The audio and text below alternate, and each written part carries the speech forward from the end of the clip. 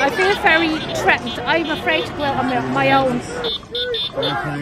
If Tomorrow Starts Without Me, by David Romano. Possibly.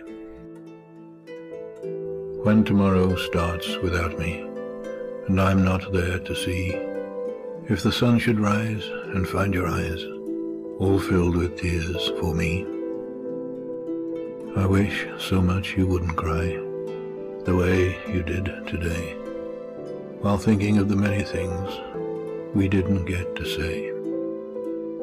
I know how much you love me, as much as I love you, and each time that you think of me, I know you'll miss me too.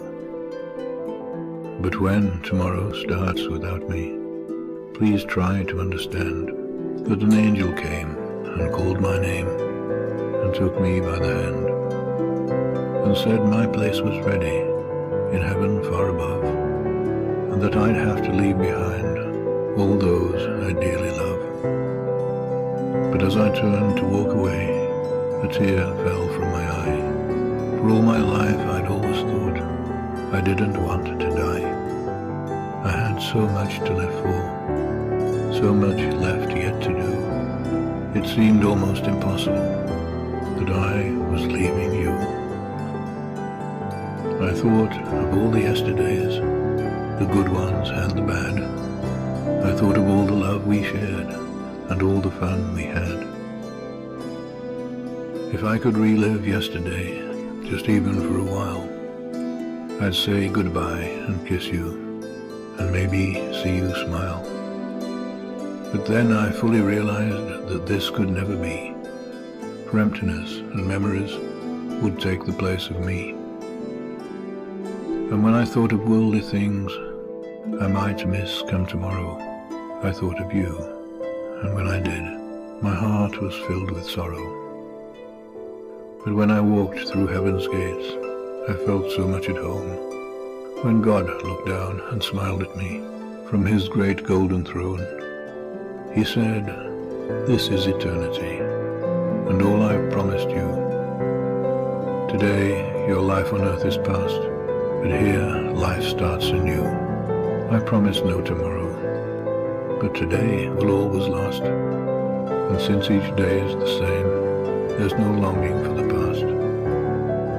You have been so faithful, so trusting and so true, though there were times you did some things you knew you shouldn't do.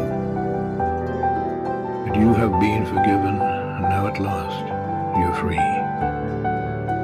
So won't you come and take my hand and share my life with me? So when tomorrow starts without me, don't think we're far apart, for every time you think of me, I'm right here in your heart."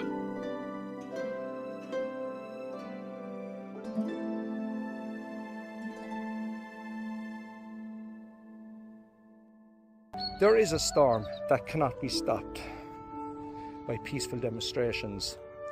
The flooding of our communities by undocumented individuals has not only stretched our resources in our communities, but it has also put our women, men, and most certainly our children in extreme dangers.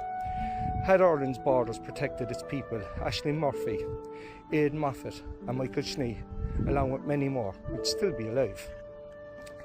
The crimes of open borders by imported criminals. Every individual assault, rape and murder done by an imported criminal isn't just committed by that criminal, but by the very people who profits in importing these criminals. Every NGO, politician, journalists, trade unions and community groups pushing Ireland for all is responsible for every victim of Ireland's extremely dangerous open door policy. We as a nation have a duty to protect our nation and its people by any means necessary. We have peacefully protested to close our borders. We now must discuss the next steps. We must hold all traders of Éire accountable for the crimes that they have committed in the name of international progressivism. Fianna Fáil, Fine Gael, the Greens. Fake opposition, which are Ireland's communist parties, Sinn Féin, Labour, Social Democrats, People Before Profit, etc., along with trade unions such as Forza, SIPTU, and all NGOs will be held accountable for the destruction of our country and forced plantation of its people. It's time our military and Gardaí decide what side of history do they want to stand with. It's time for all Ireland's people to decide what side of history do they want to be on. What's happening in Ireland isn't immigration, it's a plantation. And your children and their children will suffer because you're too afraid to speak up. All left-wing socialists are now fully on board with the destruction of our culture, heritage and race. It's time we made Ireland safe again. And never forget, Ireland belongs to the Irish. Éire and go bragh.